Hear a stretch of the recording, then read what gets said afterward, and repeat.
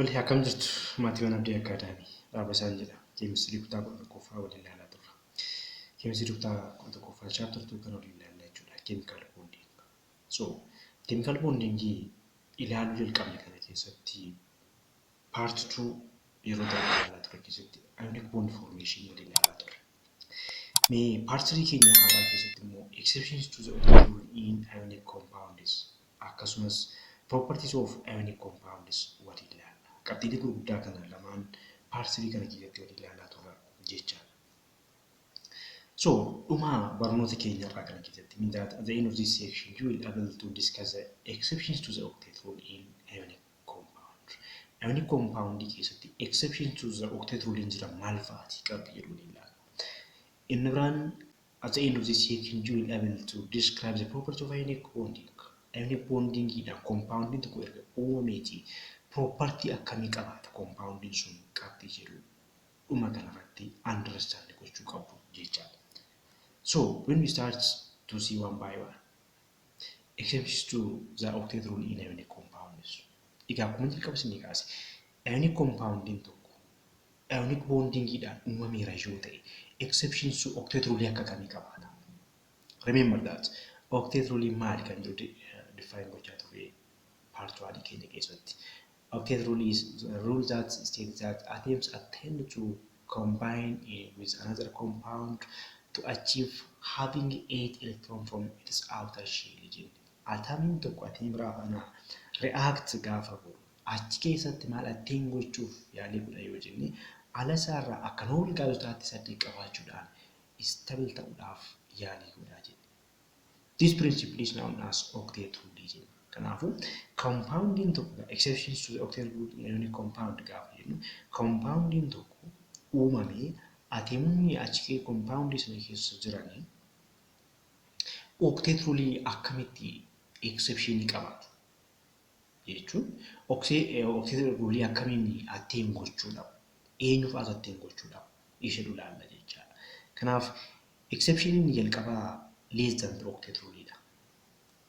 Atomiin molecular ta'e tokko keessa jiru molecular uumeera atomiin sun immoo octet rule atteen hin goone akkamitti by being less than the octet gadi ta'uudhaan kana jechuun maali? The central atom is in deficiency of electron jechaadha. Central atom irra kan jiru sun less than 8 electron qabaatti jechaadha. Kanaafuu deficiency of electron akkasumas immoo hanqina electron qabaatti jechaadha. Fakkeenyaaf yoo ilaalle lithium fluoride yoo fudhanne this one is any compound. Lithium fluoride kana keessatti lithium electron meeqa qabdi? Electron 3 qabdi. Gaafa rabsuun maal taati?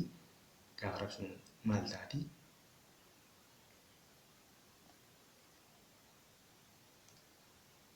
Gaafa rabsuun 2 tokko taati. Gaafa rabsuun 2 tokko taati electron ishee jechuudha. Kanaafuu electron kana ishee tokko kana dabarsee fluorideedhaaf kenna. Then alli isaa meeqa tafa? 2 tafa jechaadha. Fluorideedhaaf ishee kana dabarsee gaafa kennu meeqa tafa? 2 tafa. Fluorine immoo 9 qaba. Remember that. Fluorine immoo 9 qaba. Gaafa rabsuun 2 7 taati. 2 7 taati. Tokkoon kana fluorine gaafa lithium irra gaafa fudhatu alli isaa meeqa ta'a jechuudha? Alli isaa 8 ta'a. Yeroo sana fluorine 2 8 taati jechaadha. 2 8 taati jechaadha. Kanaafuu asirratti fluorine octet atteen godheera. Lithium garuu octet atteen hin goone. Ala isaarraa meeqa qabaatee jechuudha? 2 qabaatee. So this one is less than the octet. Akkasuma lithium hydride kana yoo fudhanne lithium hydride yoo fudhanne lithium akkuma jalqabsiisne kaasee electron 3 qabdi. 3 keessaatii 2 tokkotti rabsamti gaafa rabsinu 2 tokko taati. Hydrogen immoo tokkittii qofa qabaatti.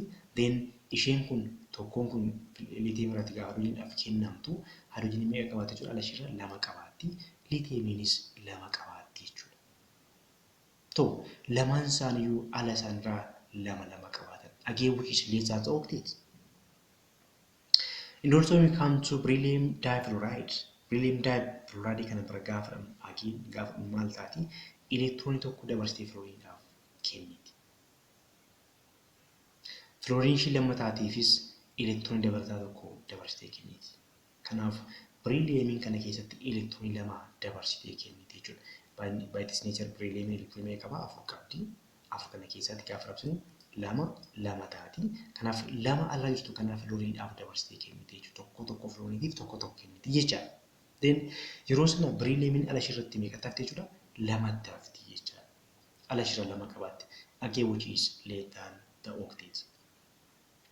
Egaa kana keessatti liitiimiin maal taati? Liitiim ayinii taati. Liitiim ayin jechuun immoo liitiim ayin gaafa jennu immoo ala ishirraa kan qabu tokko sana kenneetti waan taateef elektiroonii lamatu afaafi jechaadha.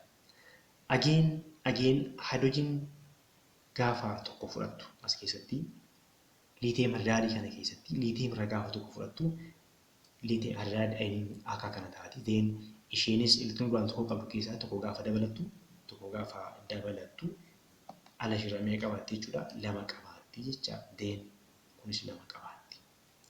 And also beryllium difluoride kana keessattis akkasuma elektiroonii lama alarraa qabdu keessaati. Lamaan ishii gaafa fluoriidhaaf dabarsitee kennitu lama ishii keessatti tafti jechaadha berylliumiin.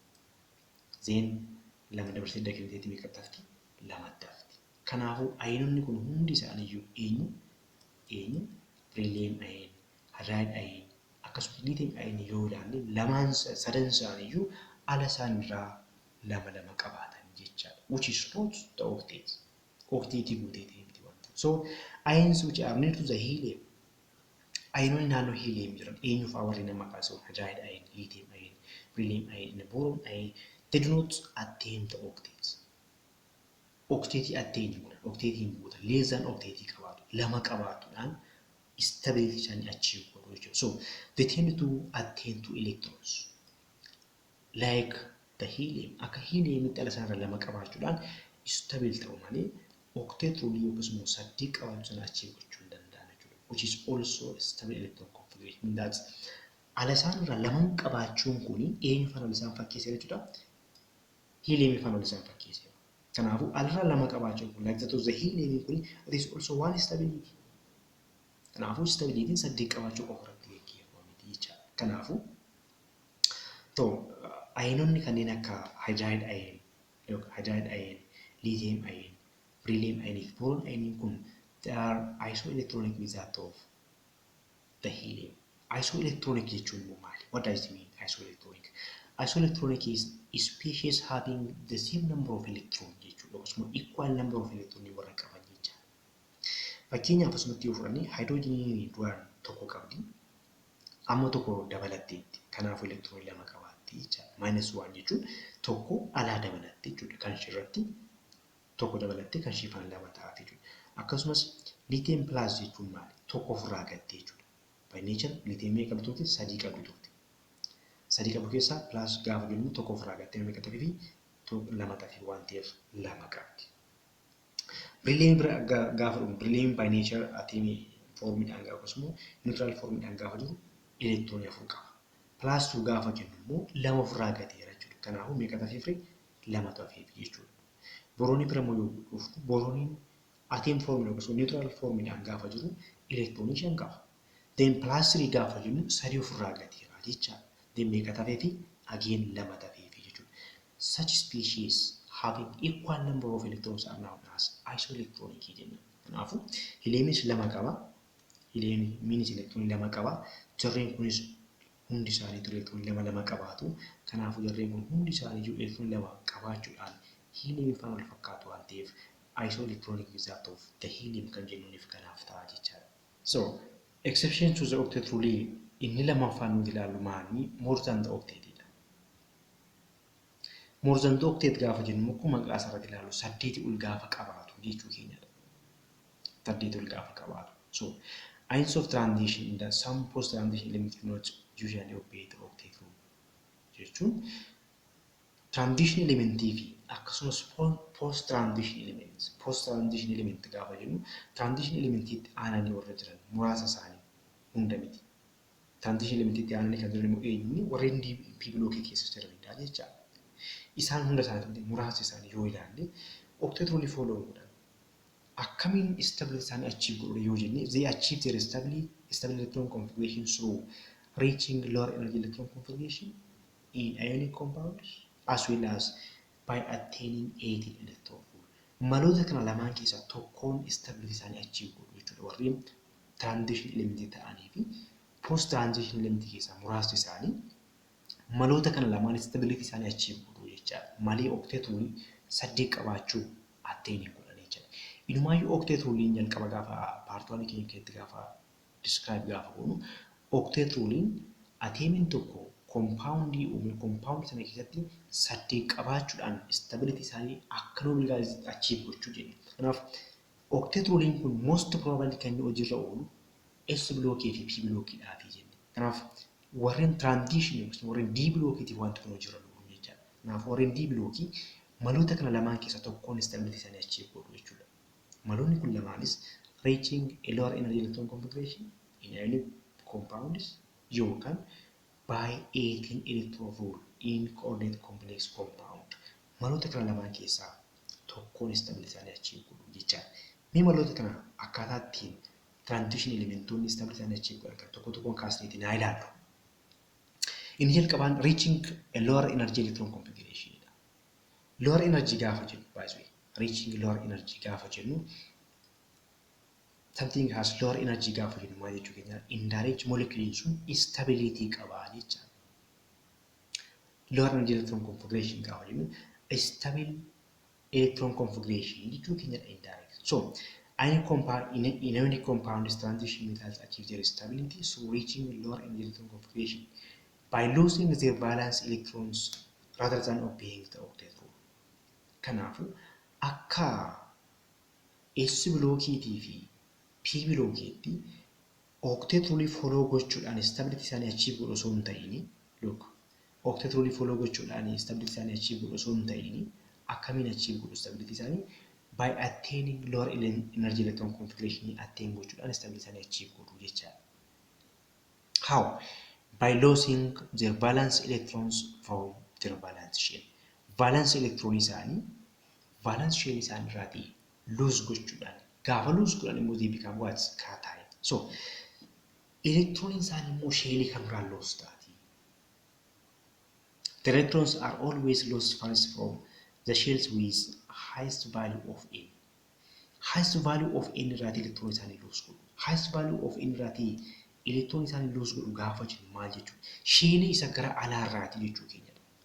Look, when we say electrons are always lost first from the shell with the highest value of n gaafa jennu fakkeenyaaf haa jennuuti mee haa jennuuti ateemiin tokko fakkeenyaaf ateemiin tokko haa jennuuti mee shell sadii qaba yoo jennu fakkeenyaaf assume shell sadii qaba yoo jenne let's one the first shell let's say the second shell let's say the third shell shell sadii qaba yoo jenne fakkeenyaaf shell isheen kun ishee kamidha ishee gara alaati jechuudha n is equal to 3 isaa taati jechuudha. Shell isheen kun immoo n is equal to 2 taati jechaadha. Shell isheen kun immoo n is equal to 1 taati jechaadha. Kanaafuu the highest value of n gaafa jennu shell ishee gara alaarraa jechuu keenyadha. Kanaafuu transition elementoonni electron isaanii lose gochuutiin stability isaanii achieve godhu jenne. Lower energy electron configuration isaan qabaatan dhufan akkasumas stability isaan qabaatan dhufan electron isaanii ishee gara alaa lose gochuutiin stability isaanii achieve godhu jenne. Eessaa lose godhu jenne from the highest value of n mean that from the outer shell it mean that indirect. Mee fakkeenyaaf yoo ilaalle iraniin electronii 26 qaba. Electron configuration isaa gaafa raabsinu it become 1s2 2s2 2p6 3s2 3p6 4s2 3d6 ida. Kanaafuu the highest value of n isaa shell isheen gara alaa eenyu jechuudha 4s2 dha jecha. Shell gara alaatti argamtu electron ishee 4s2 jirtu dha jecha. Kanaaf egaa iraniin gaafa compoundii gaafa uumu iraniin compoundii gaafa uumu iron plus 3 gaafa ta'u iron plus 3 gaafa jennu maal jechuudha sadii gaafa ofirraatti gatee jiru jecha. Mean that nen 3s2 3p6 3d5 dha. Kana jechuun maal jechuudha? Look iron plus 3 gaafa jennu iranii compoundii gaafa uumtu sadii ofirraa gatuudhaan kataayinii uumuudhaan compoundii gaafa uumtu jechuudha. Sadan kana eessaa gatti tokko lamaan ishee 4s2 irraa gatti from this one lamaan ishee 4s2 kan irraati gatti. Toni ishee tokko immoo 3d kan irraati gata. 3d totaali sadii gateen irraa lama sarara gati meeqa tafa tokko tachi. Tokko sana moo sarara jechuudha 3D irraa gata jechuudha. 3D irraa tokko gaafa gatu meeqa tafaa fi 3D 5 itti gala jecha. 3D 5 itti gala jechuudha. Ni gaafa jennu maali? Elektiroonii kudhanii jechuu keenyadha. Then isheen kun immoo kanneen itti as jirtu 3S2, 3P6, 3D5 immoo kanneen akkasuma elektiroonii kudhanii as kan jirtu jechuudha. Kanaafuu eessatti jechuudha asirratti 3D P6 fi asitti immoo tokko irraa baddeetti waan ta'eef 3D5 itti galaa jechaadha. Tole iron plus 2 gaafa jennu ironiin gaafa lama ofirraa gatuudhaan compound gaafa uumtu jechaadha. Ageen lamaan kan eessaa gata? Mee rabsasaa seel qabaattaa dhufu. Rabsasaa seel qabaatti gaafa dhufnu ironiin egaa sheelii sana alaarraatti gata jennee waan taateetii fi lama sirraa gata. Kana fana akkuma jirutti ta'u jechuudha. Yeroo sana maal ta'a jechuudha? Yeroo sana maal ta'a? 1s2, 2s2, 2p6, 3s2, 3p6, 3d6 akkuma jiranitti hafuu jechuudha. Eessaa gatee waan ta'eef lama gatee lamaan sana immoo 4s2 irraatii elektiroonii ishee lama kana gatee waan ta'eef jechuudha. Ishee kana gatee waan ta'eef yeroo kanaafuu sheelii ishee gara alaarraa gatuudhaan loos gochuudhaan stable electron configuration isaa qabaate jechuudha. Kanaafuu transition metalonni akkamiin stability achieve godhuu danda'u? One way is by achieving lower energy electron configuration jechuun stable electron configuration qabaachudha. Lower energy electron configuration qabaachudha. Kan immoo akkamitti godhu? By losing their valence electron from their outer shell jechuudha. So yoo ilaalle egaa iron plus 3 kana yoo ilaalle indaas neen 3s2, 3p6, 3d5 kana yoo ilaalle atees stable compound uumira waan ta'eef. Iron plus 3 gaafa hin qobaasa jiraachuu keenyaan compound uumee jira jechuudha. Kanaafuu this one is stable in that by forming the compound which is not isoelectronic with that of the noble gas. Kan inni stable ta'e immoo noble gas fana waan wal qixxe ta'eef miti. Noble gas fana electron wal fakkaata waan qabaateef miti. Lower energy electron configuration waan qabaateef stability isaa achieve godhe. Akkasumas iron plus 2 kana yoo ilaalle Neen 3s2, 3p6, 3d5 kana yoo ilaalle this also will now stable iron. Remember this one is stable gaafa jennu iron plus 2 is stable gaafa jennu kophaa jiraata jechuu keenyaati. Compoundii uumee lama compound sana keessatti lama ofirraa kennee compoundii uumee gaafa jiraatu jechuu keenyaadha. Kanaafuu inni kana yoo ilaalle this also stable iron. Stable iron kan achieve godhe akkamitti octet-rolii waan guuteef yookiis noble gas tafana waan wal qixxaateef lakki stable electron configuration yookiis lower energy electron configuration waan achieve godhe akkamitti by losing 2 electrons. Kanaaf transition metalonni maloota kanaan stability isaanii achieve gochuu danda'u jechuudha. The same to that iron is ilaalle akkasuma zinc is ilaalle akkasuma zinc is ilaalle zinc midhaan gaafa jiru it is 1s2, 2s2, 2p6, 3s2, 3p6, 4s2, 3d10 which is equal to that of argon 4s2, 3d10 fana fakkaata kan ta'e. Argon gaafa jennu maal jechuudha? Elektiroonii 8 jechuudha. Amma yoo ilaalle asii kaanee yoo ilaalle 1s2 irratti kaanee yoo ilaalle from here to here amma asitti yoo ilaalle elektiroon meeqa qabatee jira? 18 qabatee jira. 18 jechuun immoo indirect maal jechuudha? Argon jechuudha. Kan 18 qabu argon waan ta'eef kan irraa hafte immoo inni 4s2 fi 3d10 dha. Kanaaf maal jennee gabaabsinu? Argon 4s2 3d10 jennee. Egaa zinkiin gaafa compoundii uumu fakkeenyaaf yoo fudhanne zinc oxide yoo fudhanne elektiroonii lama dabarfamtee oksijiiniidhaaf gaafa kennamtu lamaan sana eessaa gata? Asii gata. Eessaa 4s2 kan irraatii gata jecha. Maaliif elektiroonii sheelii ishee gara alaarraatti gatuudhaan lower energy electron configuration attain godhu jenneerra waan taateef. Then yeroo sana maal tafaafi kana gaafa keessaa gatu maal tafaafi akkuma jirtutti kun jirti kun keessaa 4s2 keessaati baddeetti 3d10 tu hafaafi jecha. Kanaafuu 1s2, 3s2, 2p6, 3s2, 3p6, 3d10 taati jecha. So again wanti kun akkamitti stability achieve godhe yoo jenne akka noble gaasitti alarraa waan saddeet qabaateef miti. Lama loos gochuudhaan stability isa waan achieve godheeti. Gaaliyeemii yoo ilaalle electron configuration of the gallium, which is post-transition elements. Warreen transition elementii ittaanan duubarran jiran keessa kana jechuun p blockii keessa warra jiran keessaa muraasa jechaadha. Yoo ilaalle which is argon 4s2 3d10 4p1 kan ta'e. Kun jalqaba isinii kaasee asiitti kaasnee 1s2 irraatti kaasnee amma kanaatti yoo deemne elektiroonii 18dha. Elektiroonii 18 jechuun immoo indirect maal jechuu keenyadha? Arginii jechuu keenyadha. Argin 18 qaba waan ta'eef kan irraatti immoo inni 4s2 3d10 fi 4p1 taati jechaadha. Kanaafuu gabaabsinee maal jennee argin 4s2 3d10 4p1 kan jenneef kanaaf. Egaa har inni vaaliyoon isaanii eenyuun jechuudha? 4s2 fi 4p1 dha jechaadha. Sheelii isheen gara alaatti argamtu. Kana keessatti egaa gaaliyeemiin kun compoundii gaafa uumu elektiroonii sadii ofirraa kennuudhaan compoundii gaafa uumu maal ta'a dhufa jechuudha? Ishee alaa kana lamaan gataa jechaadha. Eenyurra 4s2 fi 4p1 irraati elektiroonii sadii gataa jechaadha. Then it become what? Argon 3d10 ta'a jechaadha. Kanaafuu compounding kun again stabilidha. Compounding gaaliin pilaasirii of keessaa qabu kun stable ta'eeti jiraachuu danda'eera. Okay. Erga akkas ta'eeti gaaliimiin akkamittiin yookiin gaaliin 3 pilaasiin kun akkamittiin stable ta'e yoo jenne akkuma jalqaba isinii kaase noble gaazii kana walqixxee waan qabaateeti miti. Stable electron configuration waan qabaateefi by losing 3 electrons. So zinc plus 2 yoo ilaalle akkasumas gallium pilaasirii yoo ilaalle they are stable. But they are not isoelectronic with that of the noble gas. Noble gas ifaan garuu isoelectronic miti. Kan inni stable ta'e elektiroonii ala isaarraa qabu luus gochuudhaan stable ta'e malee. Kanaafuu haala kanaan stable isaanii achieve gochuu danda'u jechuudha. Inni biraan immoo more than octet jenne amma gaa more than octet kan jiran sana ilaalaatiin jirra jechaadha.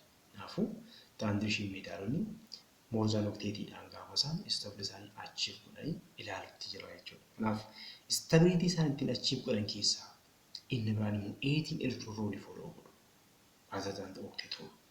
Octet rule is on the rule biraatiin stability isaanii achieve godhu jechuudha. 18 electron ala isaan irraa 18 qabaachuudhaan stability achieve gochuu jechaadha. So in coordinate complex compound transition metals obey 18 electron rule to achieve their stability.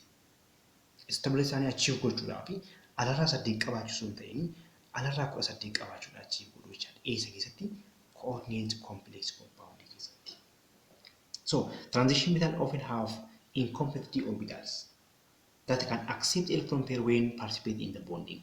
Look, d orbitaliin kuni elektiroonii 10 baachuu danda'a.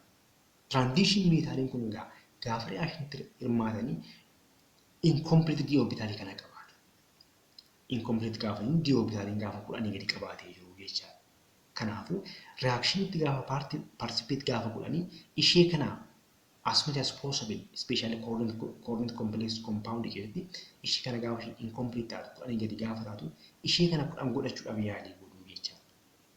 So in this process means that in coordinate complex compound they accept pair of electron from the ligand. Ligand irraati pair of electron fudhatanii d orbital incomplete taate d orbital 18 gadi qabdu kana 18 d orbital 10 gadi qabdu kana ligand irraati pair of electron fudhatanii ishee kana 10 godhachuu barbaadu jecha. Kanaafuu they accept pair of electron from the ligand through the sharing which allows them to have 18 electrons in their valence shell. Look it dhumarratti balance yookiin outer shelling keenya maaliin dhumatti transition metal keessatti yookiin biblical element keessatti N, S, NP and N-1 DT dhumatti. Rupture electron configuration keenya jechuudha. NS, NP, N-1 d orbitality dhumatti. NS gaafa jennu S lama baatti. NP gaafa jennu P baatti. Egaa N-1 d immoo yoo ilaalle d mi qabaachuu danda'a 10 baachuu danda'a. Incomplete d orbital immoo qabu transition metal orientation. Kanaaf sharing electronidhaan ligand irraa electronii gaafa fudhatee ishee kana mi'a godhata 10 godhata jechaadha. D orbital kana alarraati incomplete isaa guuttachuu gaafa alarraati yookiin ligaan irratti gaafa jechuun isheen akkuma godhata isheen kun 6 baachuu dandeessi. Normaal isheen kun eessiin kun 2 baachuu dandeessi. Tootaalii meeqa godhata jechuudha 18 godhata jechaadha.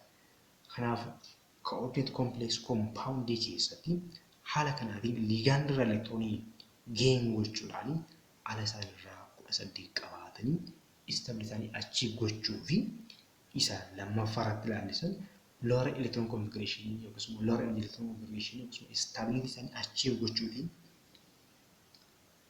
stable ta'u malee dirqama octetii qofaatiin stability isaanii achieve godhanii jechaadha. Mee gaaffiiwwan wantoota amma haasaa ture kana walitti nu qabuu danda'an muraasa kaafnee ilaallu. Why does the octet rule work well only for the representative elements? Octet rule kun representative elementootaaf maaliif hojii irra oolee akka gaariitti? Why not for transitions? Look, yoo ilaalle transition metaalonni NS fi NPtiin dhumatu. SC qabaachuu dandeessi, 2 baachuu dandeessi. Kana jechuun yookaan SC dhumatti, S block hidhataatti SC dhumatti, P block hidhataatti P dhaan dhumatti. Kanaafuu sheeliin isaanii inni gara dhumaa. Sheelii S irratti isaa dhumu, P irratti isaa dhumu, sheeliin isaanii inni gara dhumaa NS NPT dhumatti jechaadha. SC qabaatti 2 baatti. P qabaatti 6 baachuu dandeessi. Kanaafuu maaliif octet rule akka gaariitti follow gochuu danda'a akkasumas attain gochuu danda'a yoo jenne lookits elektiroonii kun lamaan immoo sheelii garaa irratti argamu. NS2 NP6 gaafa jiru. Kanaaf lamaan kana S 2 baatti P 6 baatti walitti yoo danda'e elektiroonii qataa 8. Having 8 elektiroonii akka kanaa maal jedhama? Octet rule. Kanaafuu maaliif attain gochuu danda'a yoo jenne kanaafuu in representative element means that in S in the P block the outer shell has only S in the P block and that S in the P orbital. Kanaafuu S in mula baachuu dandeessi. P jabaatti total electrons saddeet qabachuu dandeessi. So these orbitals can accommodate maximum of 8 electrons in that 2 in S and 6 in P which achieves the octets. Kanaafidha jecha totally S fi P irra kan jirtu saddeet kun immoo octet achieve gochuu waan ta'eef representative akka gaariitti kan isaan octet follow gochuu danda'aniif kanaafidha jecha. Gaaffiin biraan why don't the atoms of transition metals lose electron to achieve the noble gas electron configuration? jechuun NS2 NP6 noble gas electron configuration gaafa jennu maaliin dhumatu NS2 NP6 dhumatu kana jechuun tootaalii electron 8 dhumatu jechuudha noble gas. Kanaaf transition metaalonni electron isaanii loss of irraa godhanii maaliif akka noble gasitti ala isaan irraa saddeet qabaachuu dadhabanidha gaaffii asirratti kaasaa jiru. Why don't atoms of transition metals lose electrons to achieve the noble gas electron configuration in that to achieve 8 electrons in their outer shell? So maaliif kana gochuu dadhaban? Fakkeenyaaf yoo ilaalle transition metaalonni maaliif dhumatu? D block itti dhumatu means that D orbital irratti dhumatu gaafa rabsu. D ni electronii aga kudhanii baachuu dandeessi. Mee fakkeenyaaf yoo ilaalle iron fakkeenyaaf yoo fudhannu iron fakkeenyaaf yoo ilaalle iron look iron 1s2 2s2 2p6 3s2 3p6 itti dhumatti 3p6 4s2 3d6 itti dhumatti. Kana keessatti osoo sheelii gara alaa irra elektiroon jiru hundumaa irraa ganna jenneeti meeqa irraa gatu nu barbaachisa? Ishee kana hundumaa nu hubachuu nu barbaachisa. Akka noble gaasitti alarraa saddeet qabaachisuudhaaf. Kana yoo irraatii ganne ishee kana lamaanitti yoo hafe kun 2dha kun 6 tootaalii meeqa ta'a? 8 ta'a. Kanaafuu akka kanatti elektiroonii alarraa qabu luuz godhee ofirraatii gatee akka noble gaasitti maaliif alarraa saddeet qabaachuu dadhabeedha gaaffii nutti gaafatan. So to reach a noble gas electron configuration, they have to lose NS in the N-1d electrons. NS fi N-1d electron ofirraatii lose gochuu qaba. Akka fakkeenya iranii kana fudhanneetti 4s2 irraatii electron 2 gatuu qaba. 3d6 irraatii immoo 6 electron kana gatuu qaba jechuudha. Yeroo sana electron 8 gara alaatti gara keessaatti haftu kana qabaatee noble gas kanaan qixxaata waan ta'eef Kanammoo gochuun is too difficult. Why? Because removing the electron requires the energy. Electron amma kana remove gochuun energy guddaa gaafata waan ta'eef. So removing this much electrons requires an large amount of energy, which is energetically impossible. Energy amma kana electron 8 amma kana irraatii itti remove gochuudhaaf energy guddaan gaafata waan ta'eef such amount of energy to remove gochuun is too difficult. Energy guddaa gaafata waan ta'eef. Kanaaf electron amma kana irraa remove goonee noble gaasii faana akka isaa wal qixxaataniif electronii gara keessaa 8 qabaachuutti hambisuudhaaf energy guddaan gaafata waan ta'eef it's too difficult. So they can't attain 8 electron configuration by losing the electron. Qabxiin keenya lammaffaan property of ionic compound dha. Egaa compoundiin tokko ionic bondiitiin uumamee yoo ta'e amaloota akka kamii qabaata? Property of ionic compound gaafa jennu. In jalqabaan ionic compounds are crystal solids, atom temperature solid dha. Temperature argametti, atom temperature itti.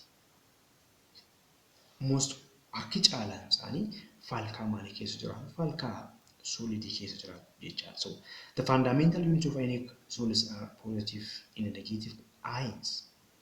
The fundamental unit gaafa jennu small unit in time. Look at the fundamental units of ionic solids. Unit isheen xiqqoosa fakkeenyaaf xixiqqeessa dissociate gochuu caccabsaa yoo dhufne minimize gochaa yoo dhufne the smallest unit or the fundamental unit of any compound irratti ba'an maal jechuudha? The positive cation fi the negative anion keenyatti ba'ana jechaadha. Kanaafuu these are the fundamental unit or the smallest unit of ionic solid jechaadha. In the brand, ionic solids are brittle and non-conductor of electricity at solid states. Look at, they are usually brittle gaafa jennu, they are hard to mean that. Hardness insaan immoo hardness akka kamitti jennu, hardness akka meetaalii miti. When you say they are brittle, hard dha gaafa jennu, hardness insaan hardness akka meetaalii. Maaliif meetaalii maal qaba? Amala malleability fi ductility qaba. Reshape amala reshape ta'uu qaba. Rather than to be was breakdown. Caccabuu caalaa hardness meetaalii jechuudha. Caccabuu caalaa isaan kun maal ta'u? Akka meetaalitti malleability fi ductility ta'uu caalaa ionic compound maal ta'u? Hardness isaanii hin caccaba. Malleability reshape ta'uu hin danda'an. They can be broken down easily. Strength isaanii hardness akka meetaalii miti jechaadha. So they can't conduct electricity in solid state. Solid state keessa gaafa jiran akkasuma electricity conduct gochuu hin danda'an. But they can conduct electricity in molten states. However, molten crystals are good conductors. Molten state of molten gaafa jennu baqee gaafa jiru, melt ta'ee gaafa jiru electricity conduct gochuu danda'a. They are the good conductor of electricity in molten states and also in aqueous solution. Kanaafuu in solid form they can conduct electricity, while in molten states as well as in aqueous solution they can conduct electricity. So they usually have high melting and boiling points. Melting point fi qabxii baqinsaa fi qabxii danfisaa guddaadha. Maaliif? Kaataayinii fi aanaan irratti uumaman. Force of interaction gidduu isaanii jiru sun strength isaa cimaadha. Kanaafuu they can't easily melt, they can't easily boil. Salphumatti danfuu fi baquu hin danda'amu. Maaliif jennaan force of attraction kaataayinii fi aanaan gidduu sun strength cimina guddaa waan qabuuf. Kanaafuu high melting point and boiling point qabaatu jiru. So in the brand ionic compounds are non-volatile.